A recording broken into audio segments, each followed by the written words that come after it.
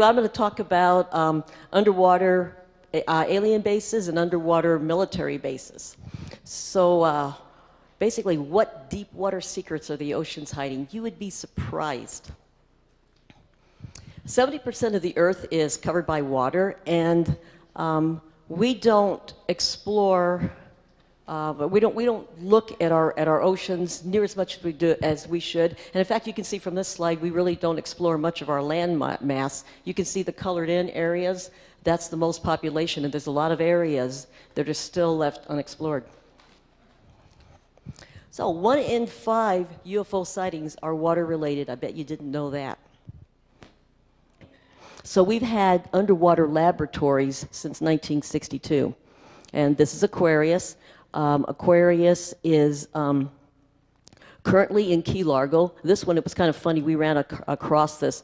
This is 60 miles out, I'm sorry, it's 8 miles out.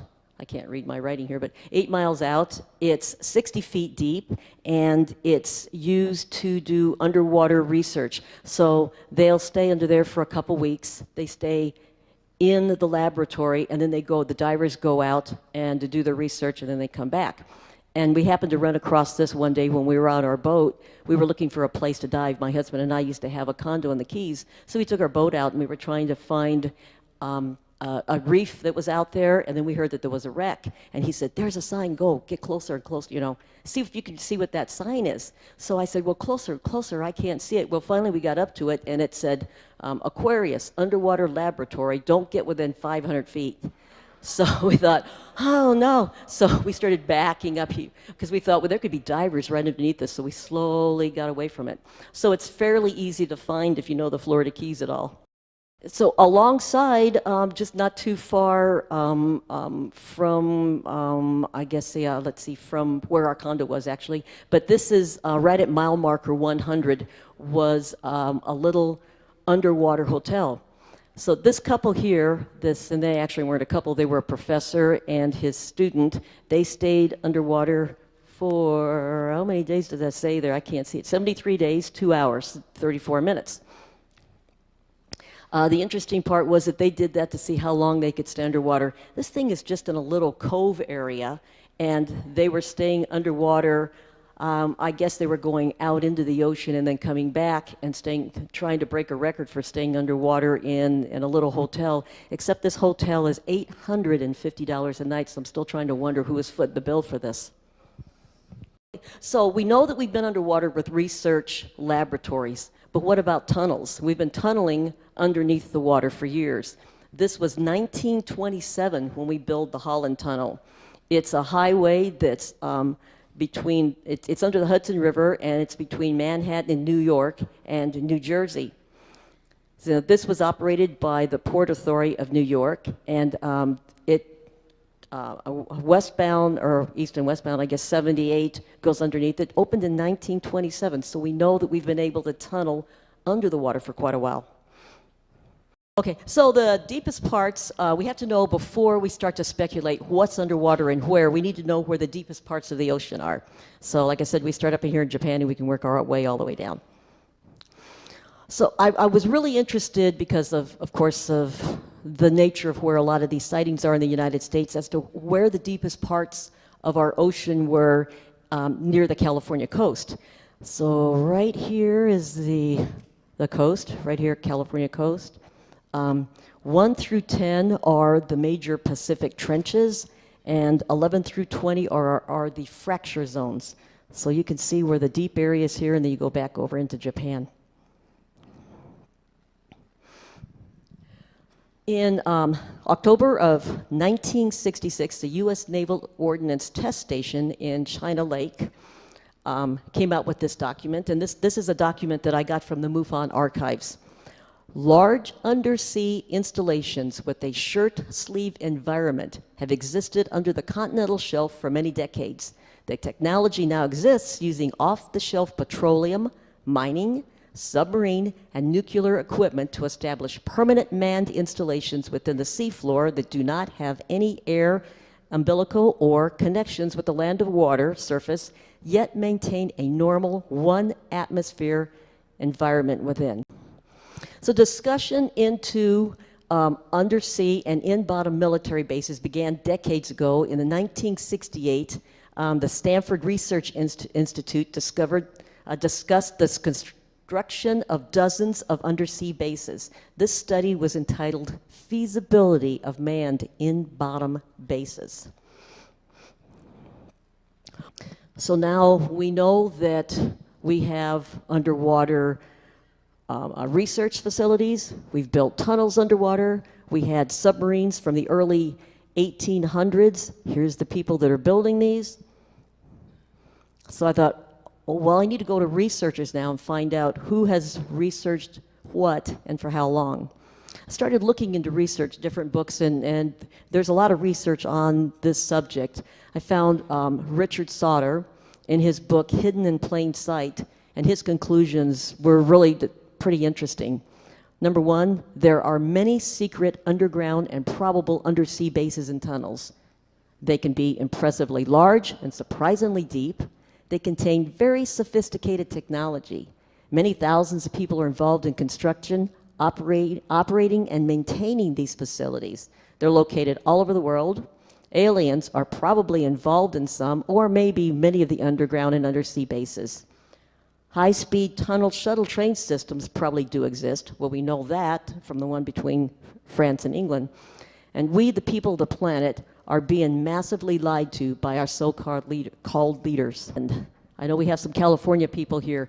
Catalina Island is 20 miles off the mainland. It's 21 miles long and 8 miles at its widest point. Catalina Island is off Southern California, off the Southern California coast.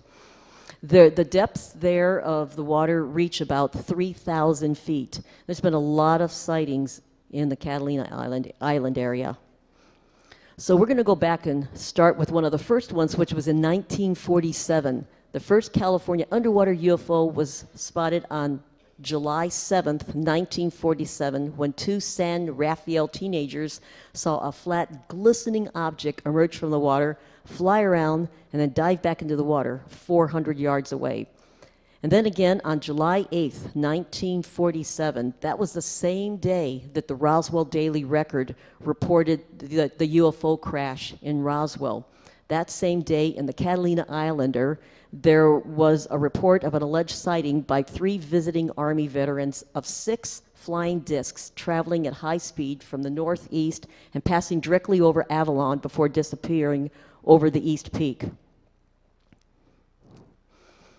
On January 26, 1980, a pilot named Noah Felice claimed that a UFO on top of the water shot a beam of yellow light at his small plane, causing it to crash. This resulted in severe injuries to himself and the death of his cousin Mark. So this is off Rippers Cove, Catalina Island.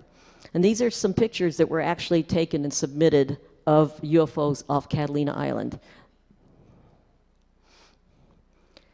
Also again, Catalina Island, June 14th, 1992. On this day, there were reportedly hundreds of USOs, which is underwater submergible object, observed rising from the water. Independent witnesses claimed that there were in excess of 200 USOs that emerged from the water. They hovered momentarily before accelerating off into the sky at a blistering speed, all while in complete silence. Now, this wasn't just one group of, let's say, tourists. These were reported by surfers. They were reported by police officers, by the lifeguards, by tourists, by locals. 200 sightings. MUFON case 62483. This was a report from a man. He took this picture. He was on a cruise ship, and he was on the coast right off of Puerto Rico. So you've got a little item here, and it's blown up bigger there. And I believe the final result of this one was unknown. This was a report that was done at the MUFON Symposium last year. This was April 26, 2013 in Puerto Rico. This was a video that was reported by Customs and the Border Protection. Over 3 minutes of video was recorded. It was investigated by the SCU Scientific Coalition for Ufology. The video was shot from a helicopter at Rafael Hernandez International Airport. So this object, what it was doing was it was moving across the airport And the video that they have showed this object, and it was kind of like circling around and moving low across the airport. Then it went into the water, and all this was being taped, went into the water, and when it came out, you can see here, it came out 2 different objects. Mark D'Antonio, very good friend. Mark is our chief photo analyst, photo and video analyst for MUFON. He's been involved with MUFON since 1971 and has a vast amount of experience investigating cases.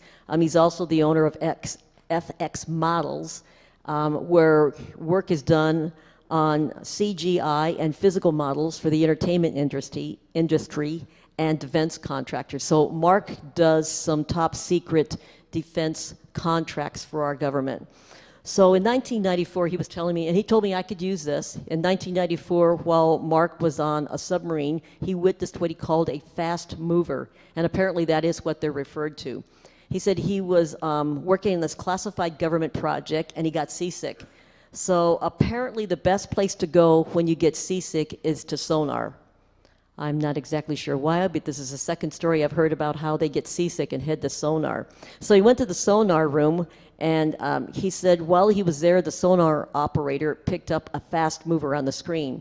So he said he was watching it, and he said this thing zipped across the screen at a high rate of speed, faster than anything that would be biological and faster than anything that we have. So the sonar operator talked to the XO, executive officer, and asked him what he should do. He said, you know, XO, I just saw this thing zip across the screen. And he said, well, log it and store it. So Mark said, yeah, well, being the expert that I am, he said, hey, XO, do you want me to investigate that for him? And his reply was, enjoying your time on our sub? And Mark said, yes. And he goes, want to stay here? And he said, I didn't say anything else. But he said a couple years later, Mark's a great guy, he said a couple years later he was at a party, at a dinner party, and there were some military people there, and there was an admiral and his wife. So he thought, oh, great opportunity. So he went up to the admiral, and he said, so what about this fast mover project? And he said, the admiral looked at him and said, well, I can't talk about that, and just kind of walked away. So I was wondering about this ban. So is this ban to cover up what? This is there's a lot of controversy on whether or not there are underwater human bases, alien bases, shared human and alien bases. These pictures here were released by WikiLeaks. And if you look up here, there's some kind of an object right here.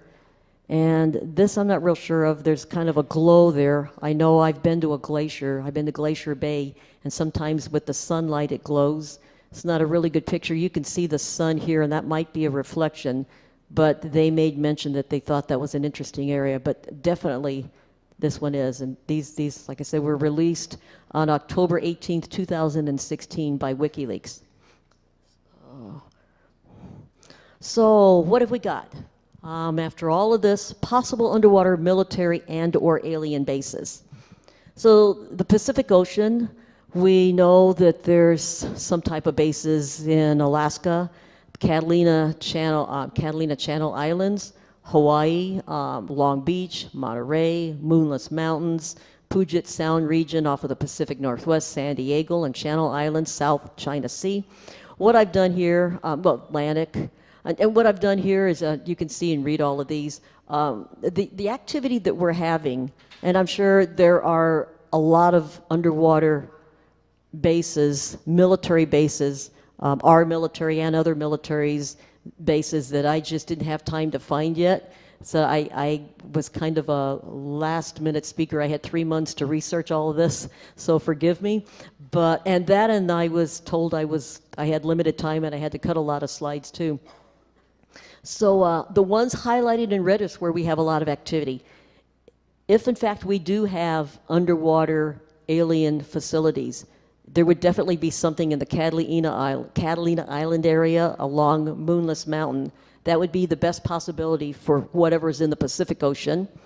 The Atlantic Ocean, there's been a lot of activity around Andros Island near the Bahamas, Guantanamo Bay, and Puerto Rico. Now, this one could or could not be shared by U.S. and alien entities. Could or could not, but we know for sure that in the Atlantic Ocean, something in the vicinity of Puerto Rico, Guantanamo Bay, something in that area, there is some type of facility that's got multiple alien UFO sightings coming in and out. So there's a lot of activity there, and that would be one of the best possibilities for some type of an underwater alien base. So what have we got? We have human technology versus advanced alien technology. That makes a very strong case for the existence of underwater alien bases on our planet, because if you look at what we have done, and especially if you've listened to the other speakers this weekend, and you know what we as humans are capable of, and then you also realize that we've been visited on this planet for centuries, and we have documentation of sightings in and around the water as far back as 1067, then the conclusion would be that, of course, if we have underwater military facilities, of course they do. They have to. With all the activity coming out, I don't have a doubt in the world.